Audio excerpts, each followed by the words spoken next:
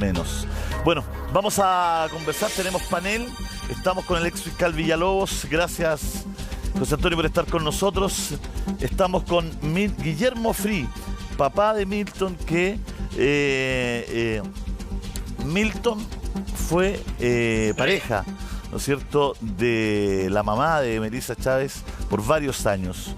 Milton, ¿no es cierto?, Guillermo Free, que es el papá de Milton precisamente, está con nosotros. Por mucho tiempo la conoció a la madre de Melissa para ayudar a entender un poco. Escuchábamos en la nota que había muy buenos recuerdos también de la madre de Melissa. Así que vamos a ir conversando, vamos a ir desmenuzando todo aquello. Se nos va a sumar Cristian Garrido y se nos va a sumar una vecina también para este panel. Vamos a partir con el fiscal Villalobos, ¿ah? Vamos a partir con el fiscal Villalobos. Fiscal, a ver, Luis Santander es la gran duda de este entramado, vamos a llamarle así. Somos bien cuidadosos con el lenguaje acá, a veces nos demoramos un poquito más en buscar las palabras porque por el horario además, ¿no es cierto?, no podemos contar los detalles, también porque no hay ninguna persona, ¿no es cierto?, la que ya haya sido culpable por la justicia, sino que está todo en un proceso de investigación, hay acusaciones, hay imputados, hay formalización, pero por supuesto todavía el juicio no ha terminado, entonces tenemos que ser igual cuidadosos. Lo que sí somos prudentes e informamos es que todas las filtraciones, los datos que hay, las acusaciones, las pruebas, ¿no es cierto?, llevan al camino de la madre de Melissa y por eso está detenida, ¿no?, hasta que se cumplan estos días de investigación. Pero en el entramado, José Antonio, ¿qué pasa con Luis Santander? ¿Cuál es su situación? Hola Julio, buenos días.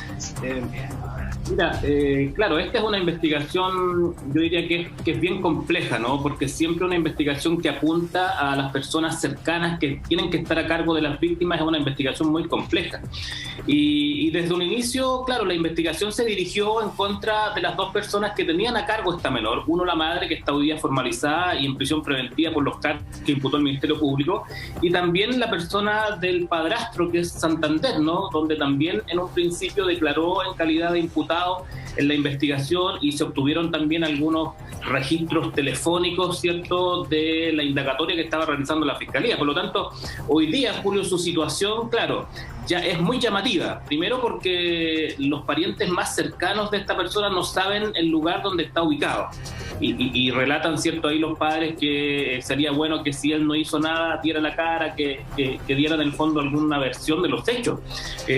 Me parece que si las personas cercanas no saben dónde está ubicada una persona es una cuestión muy compleja para la investigación. Yo creo que debiéramos esperar todos que la Policía de Investigaciones de Chile, que también lleva a cargo esta investigación en conjunto con la Fiscalía, por lo menos tenga información, ¿cierto?, del paradero y la ubicación del domicilio donde él debe estar ubicado, porque cuando uno tiene la calidad de imputado en una investigación, cuando tú prestas una declaración en calidad de imputado, la ley te exige que tú fijes un domicilio cierto, preciso y determinado, y que sea un domicilio existente.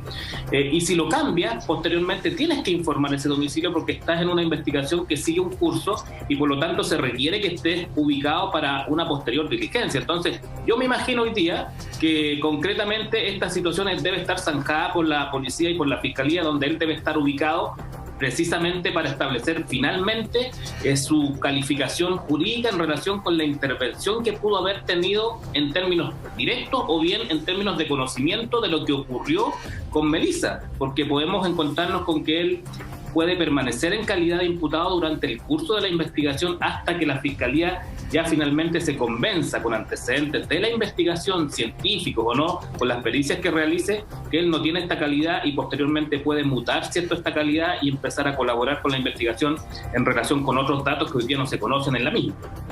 José Antonio, vamos a conversar con Guillermo Free, suegro ex suegro, ¿no? Suegro por mucho tiempo, hoy ex suegro de Mirta, madre de Melissa Chávez. Guillermo, te agradecemos, agradecemos la gentileza, agradecemos que converses con nosotros hoy día. Vamos a hacer un pequeño corte, un pequeño alto, pero vamos a volver contigo para escuchar tu testimonio.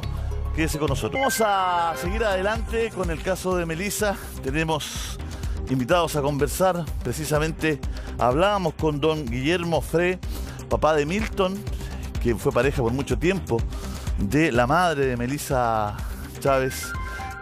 Don Guillermo va a conversar con nosotros precisamente de este caso. Estamos conectados con la Cuarta Región, además estamos con el ex fiscal Villalobos conversando. Ya se conecta con nosotros Cristian Garrido, investigador también de la policía, y vamos a estar con una vecina. Guillermo, muchísimas gracias por estar con nosotros, por conversar con nosotros. ¿Qué recuerdos tiene usted de la madre de Melissa? ¿Cómo la recuerda? Yo la recuerdo como una esposa con altos y bajos en los tiempos de los años que ellos estuvieron juntos. Yo la recuerdo en comportamiento. ¿Cómo alto y bajo? Si pudiera ser más específico, Guillermo. Sí, alto me refiero a que tenía sus tiempos que se portaba bien en la casa, los bajos, muy salidora, le gustaba ir a los trabajos, a muchas partes. A veces con la declaración de marido y a veces sin. Entonces, esos son los que yo noto como altos y bajos. ¿Qué le ha parecido toda esta situación, Guillermo? Todo lo que ha pasado, todo lo que se ha sabido, que ella esté detenida. ¿Cómo ha sido para usted? Mire, conmovedor, muy conmovedor, porque sobre todo el caso que le pasó a ellos, este joven que debiera estar en este momento dando explicaciones, está desaparecido, y eso me encuentro yo que no debiera ser, porque él, más que nada, si tanto dijo en el primer día de que lo entrevistaron a él, que se veía que lloraba, si tanto quiso a su hija, entonces, como decía el hija, ¿por qué no está presente entonces, buscando también, ayudando? José Antonio, bueno, hay muchas dudas con respecto a esto. Conversábamos primero del paradero de Luis Santander, que seguramente es un paradero desconocido para su familia, para los medios de comunicación, pero entendemos que no así para la justicia. Uno entiende que acá hay que ir separando también quién perpetró el hecho, ¿no es cierto?, cuál fue el móvil, y también después todo lo que ocurre posterior, que tiene que ver con el encubrimiento, ¿no? Me imagino que la policía y ustedes los fiscales, usted como ex fiscal, ustedes los fiscales, van trabajando también en esos distintos momentos, ¿no?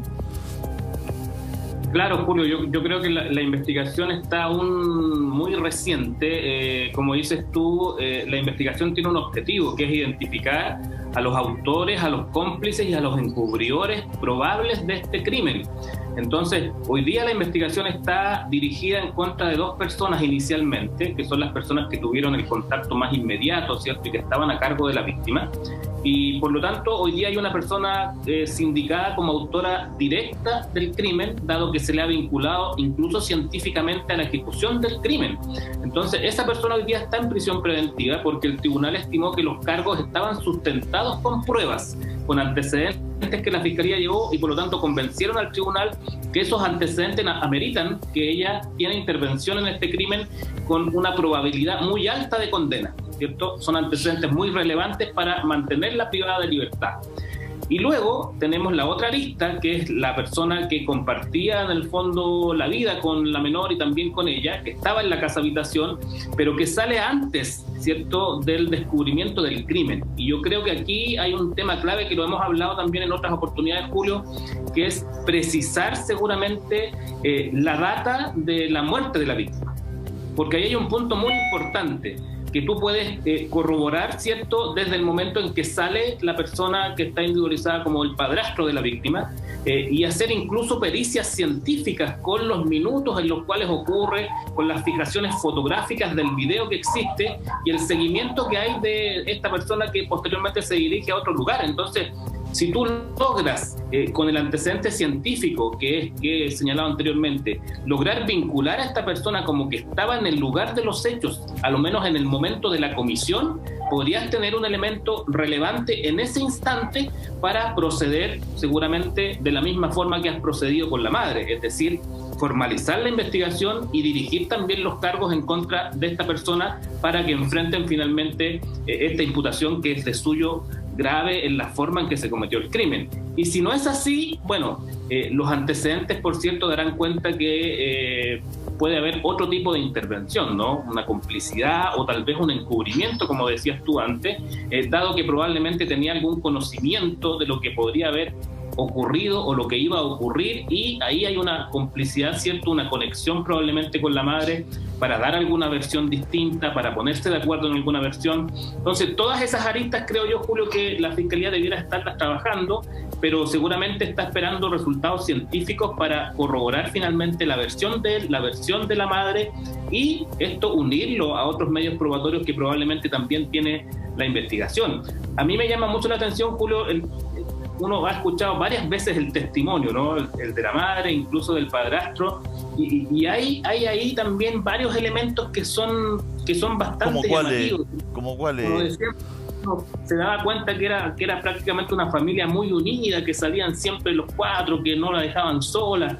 Prácticamente daban cuenta que no había ningún conflicto en el interior de la familia, y nos hemos enterado, ¿cierto?, también a través de los avances de la investigación, que también habían denuncias incluso de abuso respecto de la menor. Entonces, hay una historia ahí, creo yo, más o menos oculta, que no es la que se transmite, ¿cierto?, en estas declaraciones. También me parece muy llamativo. ¿No te parece de pronto también que las declaraciones, las pocas que hay, no la exclusiva que tenemos nosotros de Luis Santander, esta otra declaración de la madre, esta conversación, ¿no te parecen demasiado similares las respuestas? Son similares, y ahí tú puedes vislumbrar seguramente algún tipo de conexión o acuerdo, ¿cierto?, en las versiones que tenemos que entregar.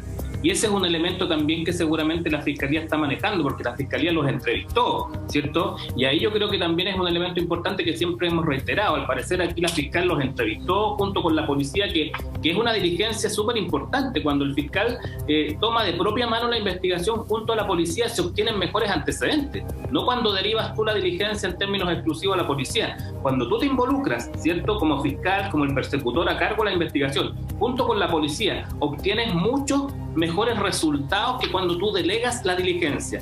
Por eso es relevante que en estos casos muy importantes el fiscal, ¿cierto?, tome directamente la diligencia de las declaraciones, y que finalmente la policía puedan precisamente lograr mayores antecedentes. Aquí la fiscal seguramente obtuvo las versiones, también corroboró esta información con los antecedentes telefónicos, las antenas, para situarlos en los lugares en los cuales estaban, pero como dices tú, probablemente se está indagando también una suerte de comunicación, de conexión en estas versiones para lograr finalmente en esta etapa inicial tratar de desviar, ¿cierto?, el foco investigativo, porque de eso se trataba al inicio. Cuando la madre hace estas declaraciones, cuando aparece en la velatón, eso tiene un objetivo, y el objetivo es desviar el foco de la investigación, dirigirlo hacia otras personas, dirigirlo hacia el vecino. Ella dice, mire, pudo ser un hombre, pudo ser una mujer, no sabemos, pero necesita un culpable. Entonces ella desvía finalmente el foco investigativo, dando esta suerte de tranquilidad familiar, de felicidad familiar, que según los antecedentes que conocemos no es tal. Claro, además llama mucho la atención, José Antonio, llama mucho la atención el tema precisamente de siempre la versión de que eran otras personas, un delincuente, alguien que había entrado a robar, todo, nacen de la familia, ¿no? Y hablamos de padre y de padrastro y madre, digamos, en el entendido que nunca hubo un móvil de robo. O sea, no se roban nada, no se llevan nada, no buscan nada. Y después, por los antecedentes que tenemos policiales, ¿no es cierto?, se empieza a quemar la casa por el colchón de la niña. O sea, es todo un nudo, ¿no es cierto?, de encubrimiento. Claro, mira, Julio, en las investigaciones en general, junto con todos los indicios y todas las pruebas científicas que por supuesto tiene que recabar la Fiscalía y la Policía, siempre es importante aplicar las normas de las lógicas y de las máximas de la experiencia, que incluso la ley exige que tienen que ser aplicadas. Entonces, cuando tú tienes un crimen de esta naturaleza y puedes, cierto, vislumbrar que nada calza, porque se dice, mira, esto tuvo que ocurrir si participó un tercero, tuvo que ocurrir en tan escaso tiempo que el tercero tuvo que haber ingresado cuando la madre salió, ¿cierto? Haber ejecutado el crimen, haber quizás sustraído alguna especie y posteriormente buscar un acelerante para incendiar la casa, para ocultar las evidencias. Entonces, eso es muy poco lógico y no está en relación con los antecedentes que había en la investigación. La madre en algún minuto dice, mire, tal vez yo no me di cuenta que la persona estaba en mi casa, tal vez estaba ahí. También es poco lógico, es inverosímil pensar que una persona puede estar ocultándose en tu casa cuando tú ya seguramente dormiste, estuviste con todo tu grupo familiar y que esté en el interior de la casa y que espere que tú salgas para cometer el crimen.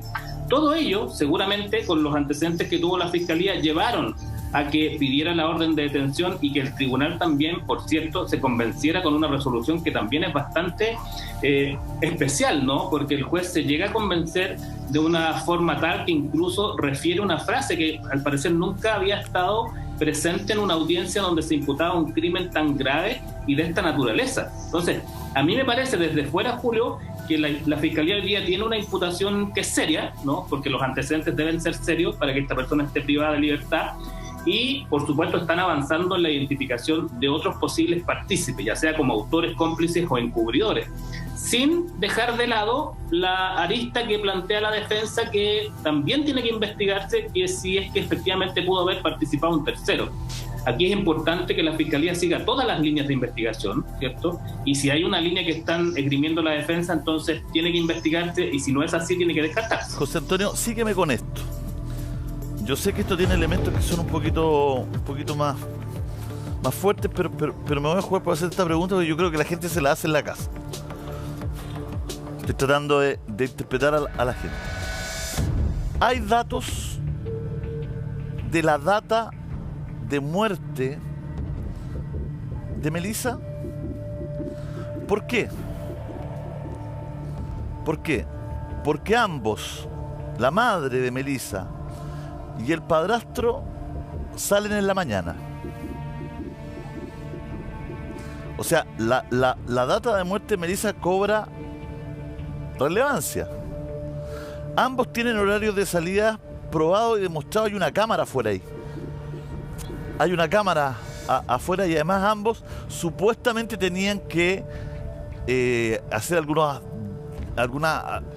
diligencias que están por comprobarse, ¿no? La madre supuestamente iba a ir al dentista, a un ortodoncista, y el padre, hay versiones que son encontradas, o llevaba al hermano menor de Melissa a una vacunación, al colegio o al psicólogo. No se sabe, hay versiones, ahí ya parte más la cosa, porque cómo no sabe a qué iba el niño. Pero bueno, no hagamos juicio de valor.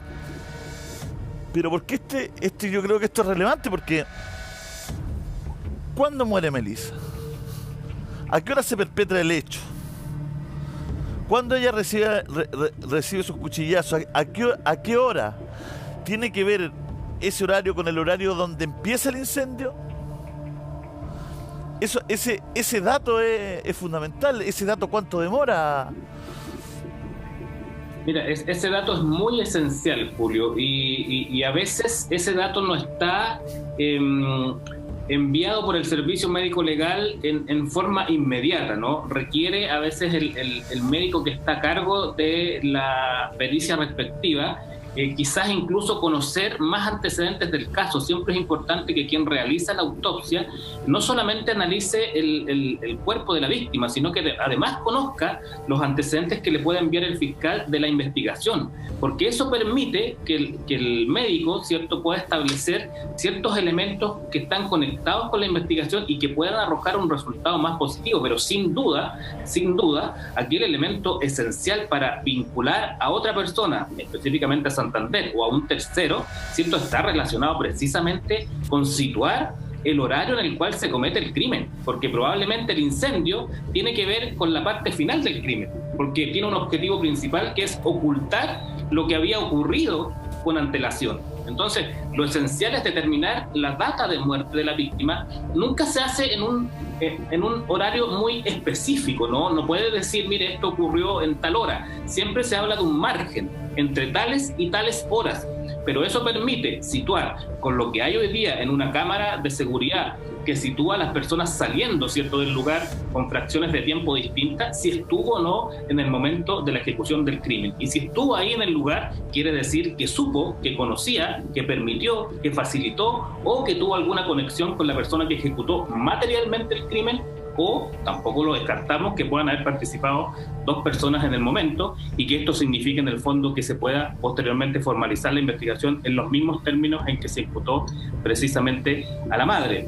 Las versiones de, como dices tú, claro, o iba al dentista o iba al psicólogo, también es una cuestión importante de dilucidar, porque también habla de planificación, ¿te fijas? O sea, ¿eso lo idearon en el minuto en que ocurrió el crimen o estaba planificado quizás de la noche anterior? ¿Qué es lo que íbamos a hacer? ¿Qué es lo que íbamos a decir? Quizás sabían que había una cámara de seguridad que los iba a situar saliendo en horario distinto, posteriormente hacer un trámite en particular, y si eso está preparado con antelación, tenemos un crimen mucho más grave, ¿cierto? Porque hay una planificación previa, una premeditación que finalmente termina con la muerte de una víctima absolutamente desamparada y vulnerable frente al sistema y frente también a quienes debían hacerse cargo de ella. Claro, porque si Melissa había sido asesinada o en la noche, o el día anterior en la noche, o 15, 20 horas antes, el amague de incendio que no les resulta a los que perpetraron el hecho, precisamente parte desde la cama de Melissa. No es que se incendió un tubo o que se incendió una cuestión más allá, ¿no? Al parecer hay acelerantes involucrados además. No resulta, porque los vecinos actúan rápidamente, llega bomberos rápidamente, no resulta, y queda al descubierto el crimen. Entonces, por eso es tan relevante saber, porque no es lo mismo que el hecho hubiese ocurrido en el momento y hubiese ocurrido lo del incendio, a que si este asesinato hubiese llevado varias horas ya de perpetrado.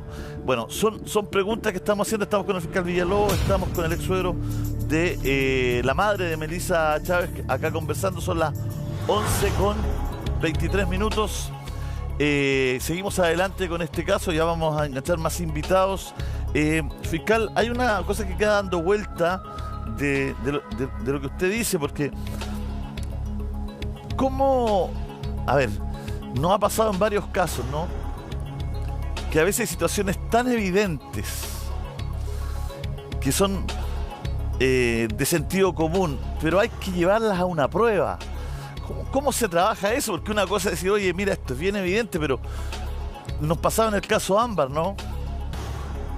Era bien evidente la participación de la madre. Usted decía aquí, a mí me parece muy raro que ella no esté, ¿no es cierto?, formalizada como culpable y no como testigo protegido, ¿no? Entonces, pero ¿qué es lo que tiene que hacer? Porque uno va pensando con el tiempo, y yo me pongo en el lugar de las personas y dice, chuta, poco más que pillar a una persona con el arma letal en la mano para poderla culpar. O sea, ¿cuáles son el camino, para hacerlo en fácil, para que la gente entienda, cuál es el camino científico, probatorio, que lleva a situar a las personas en el lugar de los hechos? Se lo dejamos consultado, son las 11:25, volvemos de inmediato aquí contigo en la mañana. Bueno, volvemos, le dejamos planteada una interrogante al ex fiscal Villalobos. José Antonio, bueno, mucha gente se pregunta y dice, pucha, poco más hay que pillar a un criminal con el arma en la mano. ¿Cómo son los mecanismos de prueba? ¿Cómo es el conducto, el camino para poder situar a las personas en los lugares? Mira, Julio, claro, yo creo que el ideal siempre es encontrar a la persona con la mayor cantidad de pruebas vinculadas al hecho, ¿no? Como tú dices, encontrarla con el cuchillo en la mano, este sería el caso ideal, probablemente con testigos que lo sitúan en el lugar y además una grabación que está filmando el crimen. Eso es en el mundo ideal. Pero en el sistema procesal penal hoy día todos los medios probatorios son posibles de ser ponderados por un tribunal. Y desde esto tú puedes ir construyendo un caso a partir de indicios mínimos, ¿cierto? Y un conjunto de indicios que tengas que corroborar posteriormente con declaraciones, con pruebas científicas, con pericias y todo lo que finalmente pueda llevar al tribunal a convencerse de la culpabilidad de alguien. En este caso tenemos elementos importantes. Uno, hay una grabación, ¿cierto?, que sitúa a las personas en momentos precisos y determinados en el lugar donde ocurrió el crimen, ¿cierto? Tenemos las versiones de esas personas que entregaron y seguramente están siendo corroboradas por la Fiscalía en términos de contradicciones con las diligencias que hicieron o no. Y tercero, tenemos también, según lo que se pudo analizar en las audiencias, que hay pruebas científicas que sitúa a lo menos a la madre, ¿cierto?, en la ejecución directa del crimen con el arma utilizada para la comisión del crimen. Entonces, esos son elementos probatorios tan importantes que han determinado hoy día que un tribunal y que la Corte de Apelaciones respectiva también disponga su prisión preventiva y la mantenga, ¿cierto?, privada de libertad por los cargos que enfrenta. Entonces, aquí se va a sumar posteriormente, Julio, otro elemento científico que es esencial, del cual hemos estado hablando, que es precisamente identificar la hora precisa en la cual se cometió el crimen, o por lo menos un tiempo acabado en el cual se pueda situar a otras personas en el lugar y la forma y comisión del hecho. Además, se va seguramente a determinar este tipo de acelerante que se utilizó. Tal vez estaba en la casa, también es un elemento que vincula, ¿cierto?, a los habitantes de la casa. Entonces, yo creo que hay un sinnúmero de antecedentes hoy día probatorios, Julio, más los indicios, más las declaraciones que ellos entregan, las versiones, los testimonios, la historia que hay detrás del caso, que va a permitir seguramente a la Fiscalía avanzar en la línea correcta como lo ha hecho hasta hoy día. Yo siempre he dicho, en este caso la Fiscalía actuó de buena forma. Claro, lo que pasa es que ellos van acomodando el discurso. Te fijas que después aparece esta declaración como, pucha, a lo mejor estábamos nosotros y estaban los ladrones adentro y la asesinaron mientras nosotros estábamos en la casa, porque como la data de muerte me dice es tan relevante, ¿no es cierto?, empiezan a cambiar también las declaraciones, ¿no? Ya no era salimos, no estábamos, entraron y perpetraron este hecho, sino que después ya era, pucha, a lo mejor nosotros estábamos adentro y no nos dimos cuenta y poco más el ladrón durmió ahí. No sé si me sigues estoy hablando del relato que está en la Fiscalía, no en la investigación. Sí, por cierto, o sea, en el fondo como ella tiene participación, ¿cierto?, directa, que es imputada, uno puede apreciar en las declaraciones que ha entregado anteriormente que se fue acomodando su relato en relación con lo que decíamos anteriormente, que era desviar finalmente la dirección de la investigación que había en su contra, en contra de ambos. Entonces hablan del vecino, hablan de probablemente una persona que había estado en el interior, que no sé si estaba o no, posteriormente dice, mira, quizás estaba en el interior y no me di cuenta. También dice, mira, el autor puede ser un hombre o una mujer. No sabemos quién pudo haber sido, pero necesito un culpable. Entonces, finalmente se van acomodando las versiones para que posteriormente la Fiscalía pueda desviar ese foco investigativo, pero creo que siempre estuvo dirigido en su contra. Y por eso te decía, Julio, que a mi juicio, la Fiscalía obró bien acá, porque les toma declaración a los dos como imputados. Son las personas más cercanas a la víctima en el momento del crimen.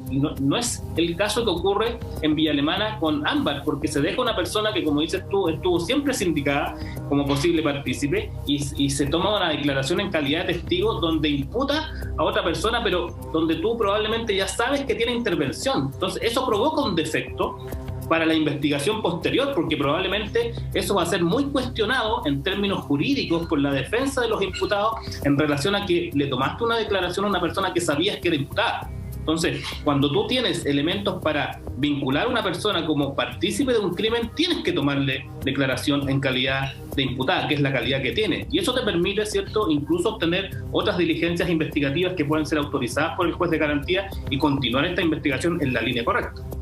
Claro, bueno, son tantas las interrogantes, por eso la data de muerte es tan relevante, ¿no? Es muy importante tener esos detalles. Yo creo que está esperando precisamente la Fiscalía y los investigadores que se vayan aclarando todos esos temas para poder ya ir cerrando el caso. Te queremos agradecer, José Antonio, muchas gracias por este rato con nosotros, y a don Guillermo también, que se nos quedó pegado en el último minuto, pero les mandamos un abrazo gigante a Coquimbo y a Guillermo Free por conversar con nosotros. Son las 11:38 y se viene